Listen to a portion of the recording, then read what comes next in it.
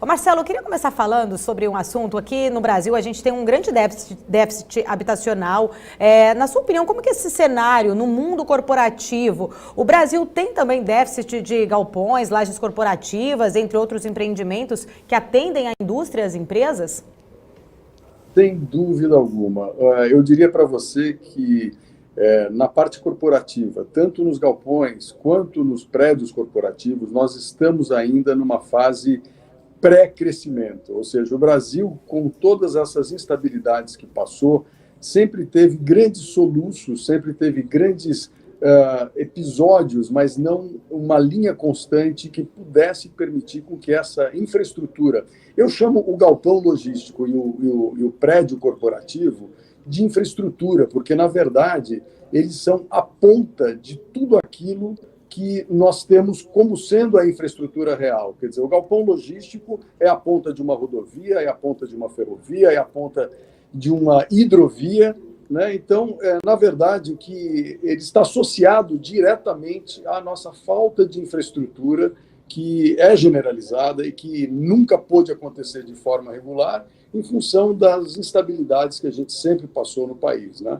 Ou seja, existe uma carência gigantesca, principalmente na área de armazenagem de galpões, e que, em consequência, depois disso, a gente começa a passar também para os prédios corporativos.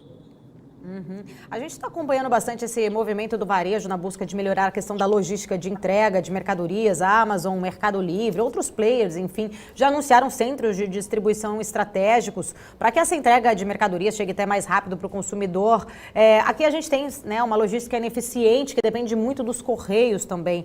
O que esse movimento você acha que impactaria para o setor imobiliário, já que teremos aí grandes empreendimentos vindo por aí, esses centros de distribuições, por exemplo? Isso já começa a acontecer. Isso nós já estamos observando de forma muito intensa a grande busca pelos galpões logísticos próximos dos grandes centros para poder atender essa demanda que está havendo da compra pelo e-commerce, obviamente potencializado pela pandemia, potencializado pela essa questão que o mundo inteiro passou e o Brasil não ficou à parte disso.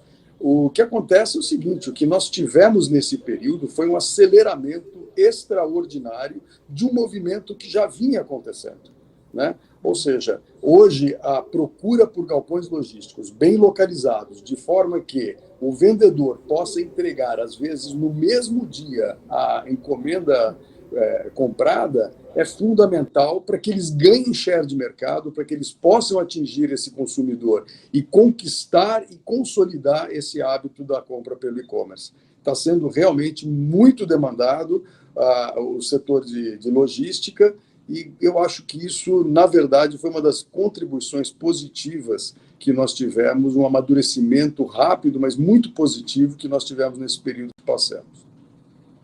Marcelo, qual que é a sua visão, de uma forma em geral, para o setor imobiliário, para os próximos anos, e onde você destaca ali que o investidor pode encontrar boas oportunidades?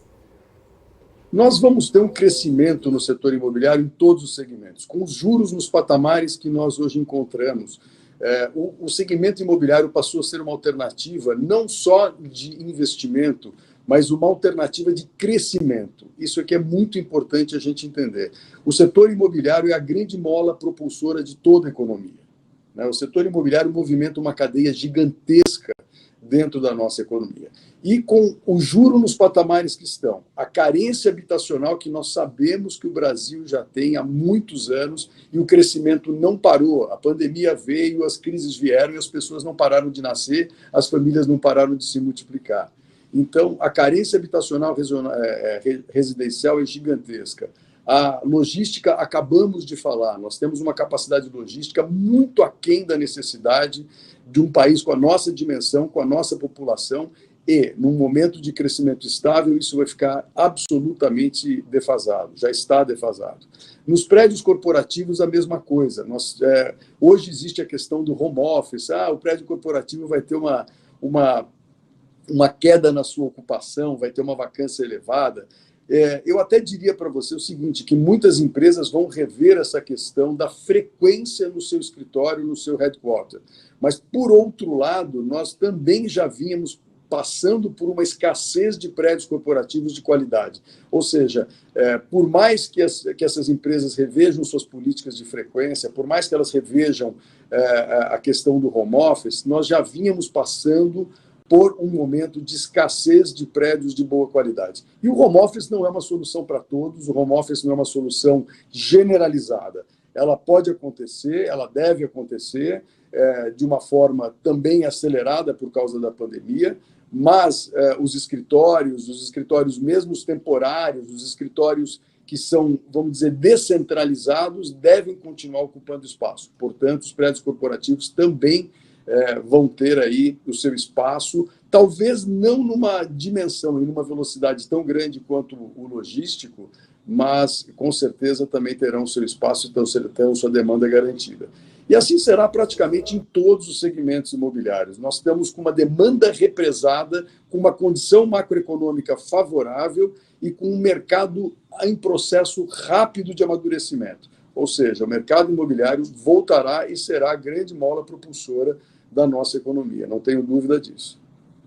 Então, pegando justamente essa sua linha aí de raciocínio, você falando justamente dessa questão do home office, das lajes corporativas, a gente viu bem no início da pandemia o quanto, né, esses fundos acabaram sofrendo, não só nas lajes corporativas, mas shoppings, hotéis, enfim, como um todo. A gente está vendo realmente já uma mudança nisso, né? A gente está vendo já o retorno, né, principalmente de shoppings, hotéis que têm voltado às atividades normais.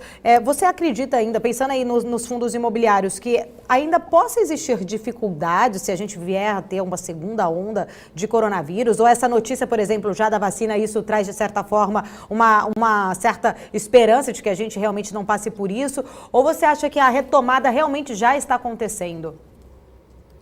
Sem dúvida, a retomada já está acontecendo e a gente está não só experimentando um momento de retomada, mas de uma retomada acelerada. Aquilo que a gente estava falando há pouco, o represamento do consumo, o represamento da vida, de uma forma geral, aconteceu. E ela, quando volta com toda a sua dinâmica, com toda a sua vontade, com toda a sua potência. Isso está acontecendo, vai acontecer de fato, e como a gente falava lá atrás, em alguns programas que a gente participou no começo da pandemia, nós vamos realmente ter uma experiência inédita num país com condições macroeconômicas como nunca vimos, com juros nos patamares que nunca vimos, uma economia represada, precisando de equipamentos de toda a natureza, equipamentos que eu digo equipamentos imobiliários, de toda a natureza. Nós vamos ter, sem dúvida, uma retomada muito forte, ela já está acontecendo. Haverão adaptações, sem dúvida nenhuma haverá adaptações, haverá eu diria para você, uma adoção de algumas medidas, de alguns modus operandi, mas isso não será, de forma alguma, algo que venha retardar crescimento, que venha segurar o nosso crescimento.